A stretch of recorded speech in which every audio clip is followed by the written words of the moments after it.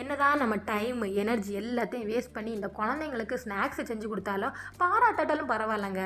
அதை சாப்பிட்டாலே நமக்கு மனசு ஹாப்பியாக இருக்கும். அன்றைக்கி அப்படி தான் என் குழந்தைங்களுக்கு ஆசாசியாக நான் முட்டை பப்ஸ் செஞ்சு கொடுத்தேன். என் பையன் கிச்சனில் கேட்குறான், என்னம்மா நீங்கள் கல்லாக பண்ணியிருக்கேன்ட்டு. இதில் வேறு என் வீட்டுக்காரரு இந்த மாதிரி 4-5 இடத்த செஞ்சு வச்சு வெளியே போகும்போது ஹேண்ட்பேக்கில் போட்டு கொண்டு போ, அப்போ தான் யாராவது ஒன்றை தாக்க வரும்போது யூஸ்ஃபுல்லாக இருக்குன்ட்டு.